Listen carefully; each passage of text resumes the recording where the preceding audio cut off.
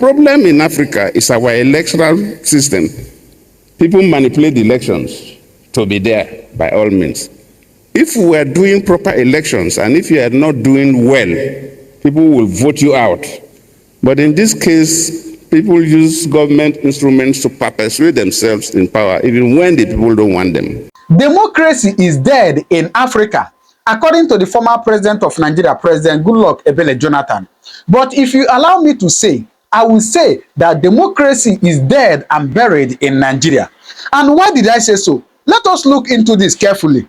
According to Google, he said that democracy is a system of government by the whole population or all the eligible members of a state, typically through elected representatives.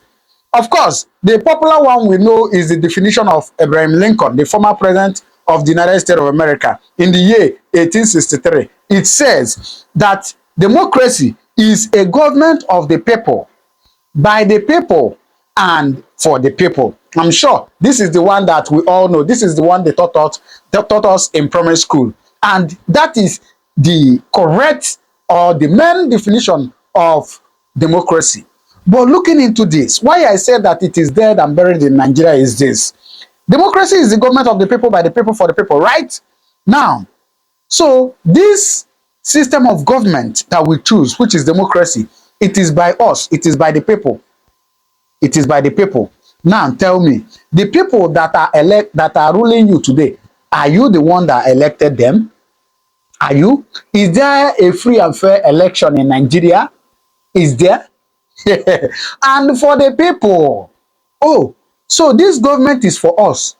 Now you ask yourself this question. You are a Nigerian, you have been living in Nigeria, or you know more or much about Nigeria.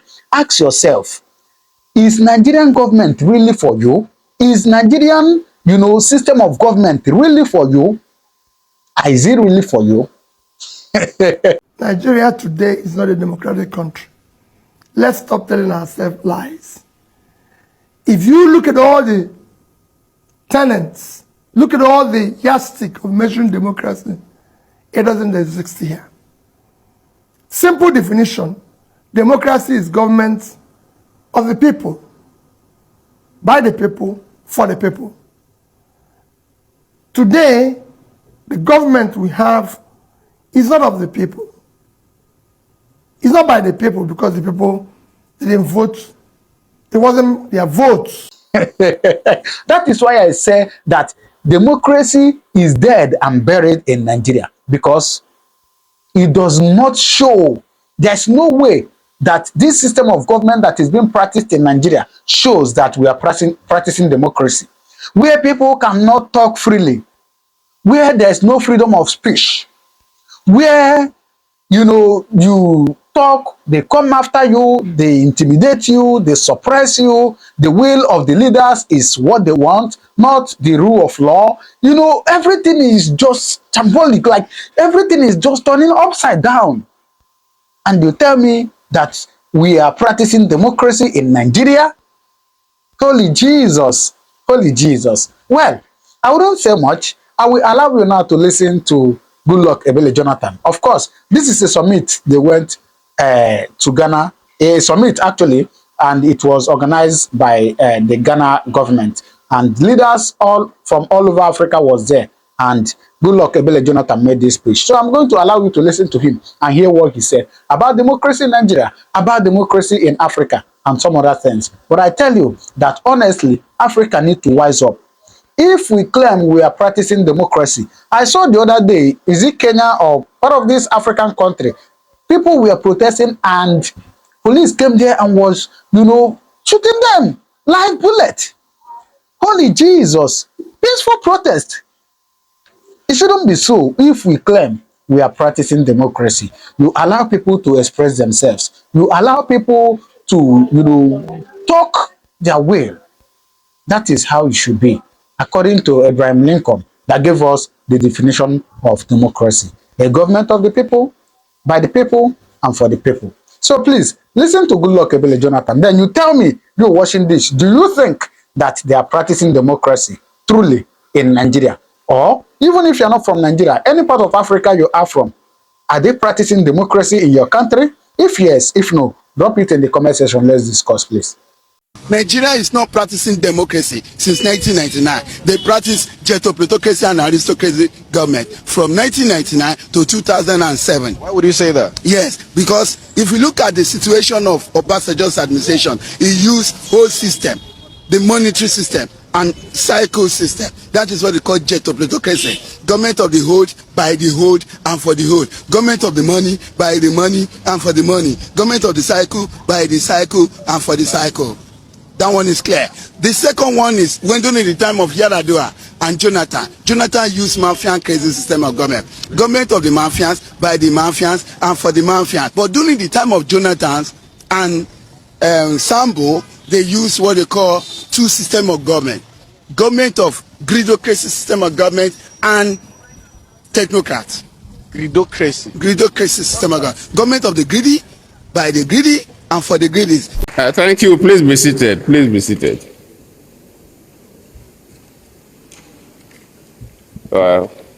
We'll spend quite some time, so I wouldn't bore you by going through my written speech.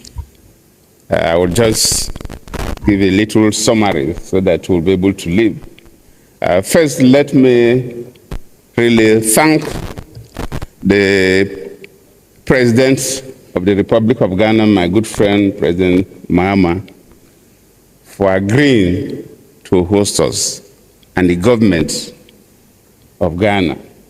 You'll agree that a topic like this, how democracies die, there are some countries in Africa that the presidents will never allow you to go and have conversation along this line. Definitely they will not. But immediately we mentioned to Mahama, he accepted to participate fully. That shows that Ghana is a country that democracy is thriving. Let me congratulate the Republic of Ghana, my good brothers and sisters, and I will only say, keep it up. Let me sincerely appreciate my father, President Obasanjo. Of course, we've said all about him. Somebody who was a military head of state in Nigeria, member of the eminent persons group in Africa, become a civilian president for 8 years, and is still on African leadership. He is like, I cannot describe, but a vault of wisdom in terms of democracy and leadership in Africa. Somebody mentioned the issue of a new partnership for African development. He initiated it. So I have to thank him, thank Bishop Kuka for coming, and all other speakers, my good friend, the president of ECOWAS, and all of you that are here with us. And let me sincerely appreciate those who came from Nigeria on your own. You pay your transport, pay your hotel bills to come and encourage us. I have to sincerely thank you on behalf of the foundation. We have said much about the issues of democracy. We've listened to Bishop Kuka and all the other conversations, so I don't want to add more. The issue of whether democracies die or not, President Obasanjo said disagree with Bishop Kuka. Well, if you look at democracies like in science, when you talk about population of animals, theoretically populations don't die, they can only decline, but individuals die. So if you go with that concept, you begin to ask how will democracies die? But even populations that scientifically you cannot say population has died, but populations go into extinction. And that's why nobody sees dinosaurs again. So either democracy is going into extinction or democracy is dying in Africa. But the key thing is not even the terminology. All those terms are more figurative or metaphorical in terms of uses. They may not be necessarily literal. But if you listen to what is happening in the US now, their foreign policy regarding Africa south of the Sahara, where they are saying that they are no longer going to be too interested in any form of government that we run in our countries. but they will be more interested in the economies of the nations and how the citizens survive. That is very dangerous. By implication, whether it's military or dictatorship is not a problem to them, as long as the citizens are happy. And that is why we need to have this occasional dialogue to interrogate the concept of democracy. Kuka did mention, and others, the forms of democracy. Yes, in Africa we have practiced different forms of democracy. If we take a country like Nigeria, for example, the First Republic was a parliamentary system. Then, of course, during the Second Republic, we now adopted the American presidential system. But our presidential system appears to even be stronger than that of America, because our Senate president is stronger than the American Senate president, which is the vice president. So, if you take Tanzania, they started, Julius Nyerere started with one-party system because he wanted all his people to unite so that the country will not divide along tribe and religious section.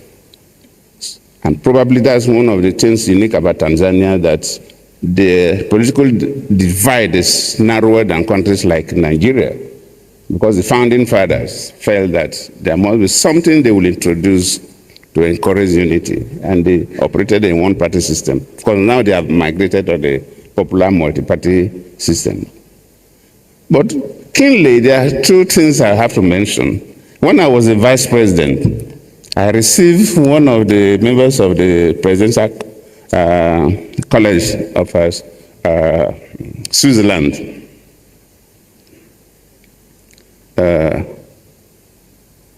And I think it's Switzerland. And we were discussing about the issue of governance and so on. And I said that their fathers, their founding fathers, felt that giving so much power to one person, called a president, is very dangerous to people. And that they opted that they will not have a president. So every time they have more people that come together to manage the country and make the parliament rather strong, because the parliament represents all sections of the country. And they have the most stable politics today. Though with minimal resources, the economy is one of the strongest. Because the fight against rulership, like in Nigeria, north or south or east or west, is not there. And I believe that the political scientists and the lawyers in Africa, we must also be looking at some of these issues. Do we really create a unique system of government? The traditional theoretical democracy, is it really working? Frankly speaking, it's not working. Though there's this debate of, it comes up here, whether a president that is doing well can continue to stay on and on and on. And it's almost like a philosophical debate, because sometimes when you are questioned as a former president, I find it difficult to answer. I think UNDP man raised that with me in the Gambia. I said, when I became a vice president, I didn't know I was going to be a president anyway, but somehow instinctively I just felt that what happened to these Asian tigers? Some of these Asian countries that, in Nigeria especially, with say Singapore and others, Malaysia, we were at the same level. In fact, in the late 50s to early 60s, we were even better in some parameters. But now they are almost entered first world or near first world. We are still down. What happened within this period? How long does it take them? And what are the key things? And some group of friends said, okay, I should not worry, they were going to do the research for me. And they did investigation for me, and when they came back as a summary, it took between 30 to 40 years for these countries to move from where we are today in Nigeria, Ghana, to where they are, from third world to first world or near first world. Just 30, 40 years. It was not within the lifetime of anybody. But the funny thing, which I always find it difficult to mention so that I'm not misquoted, is that, and it tallies with some of the questions the asked and Obasanjo tried to explain, but it was difficult to explain. Most of them, those countries within those short periods were managed by dictators. So sometimes it's very difficult for you if you know what happened in society. And of course, if you know that in the parliamentary system practiced by Britain, I don't know how many years Margaret Thatcher stayed as a prime minister, or maybe a place like Germany, the Chancellor of Germany, you can stay there for 40 years if you continue to win your elections. So we Africans must begin to look at governance. The problem in Africa is our electoral system. People manipulate the elections to be there by all means. If we are doing proper elections and if you are not doing well, people will vote you out. We may not even ask these questions. Because those who are not doing well, the population will vote them out. But in this case, people use government instruments to perpetuate themselves in power, even when the people don't want them. But it's always a difficult question to answer. Don't even ask me because I don't have an answer. But let me really thank all of you for this. We even talk about youth leadership. And one thing I personally believe is that the youths may be wrong, are not necessarily looking for political offices. Why it appears like a country like in Nigeria, why it appears as if it is the political offices, that is the only business in the country. Where the economy is doing well and young people will find jobs or find businesses that will do, most of them in politics will not even go for politics. I was just an assistant director when I was approved to become a deputy governor of my state, and I was extremely reluctant. It's a story for another day. But if it is like, maybe if I had no job, I would have jumped on it 2 times. But because I had a source of income, and I was happy with what I was doing, I never wanted it. So I believe the young people themselves, it's because of the economies of our countries that this issue of the youth restiveness and so on is becoming so pronounced. So even civil society should interrogate this. In Nigeria, we have experienced young people that have managed the country. Of course, the First Republic, I cannot say their ages, but looking at history and the ages of those people as the time they died, they were very young people. After the death of the First Republic, the military took over, and they were young military officers. In fact, Gowon, who was first military head of state, was a bachelor. He was not even married the time he became head of state. He was 32 going 33, a young bachelor. He was a president.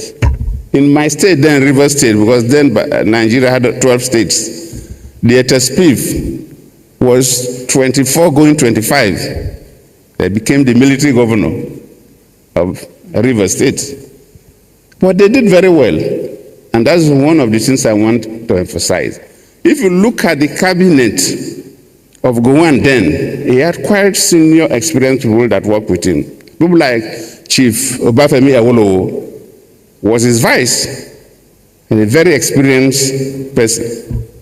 If you go to my state, Rivers State then, there was a time King Spiff told all his commissioners were older than him. He was just about 25 years old. All his commissioners were older than him. And there was a story he told me, there was a day he called one commissioner and asked him to go and do something. And the commissioner turned and said, "My son, we will not do it this way." Said, "My son, we will not do it this way, but don't worry, we'll get this thing done." Because for you to run the state, you run the country, you need a bit of experience. It's not about punching computer or any smart device. So the young people, to succeed, you also need the wisdom and the knowledge of the older people. I will encourage young people to hold offices, including, of course, somebody of 20-something years can manage big businesses, can also manage the country, if you have good people working with you. It's possible. So I'm not saying there should be even age limit to become president of any country. Depends on how people see the individual. But let us not assume that just because somebody is young, that they will succeed. That is not true. For you to succeed, you will need the wisdom and experience of the older people. So once again, let me, on behalf of the Goodluck Jonathan Foundation and the government of the Republic of Ghana, thank all of you for coming to participate in this dialogue. I'm happy the Speaker of the Liberian Parliament say he will continue to participate in this kind of dialogue. Please, all of you who continue to participate with us, we try to make it annual. We need to really have a constant discussion on democracy in Africa. If we don't, well, Bishop Kuka said that democracy don't die, but if we don't, the level of decline will get to a point that probably democracy will go into extinction. Thank you all. All right. So after watching this, what do you make of it? Democracy is indeed dead in Africa. Thank you very much. I'll see you in my next video. God bless you.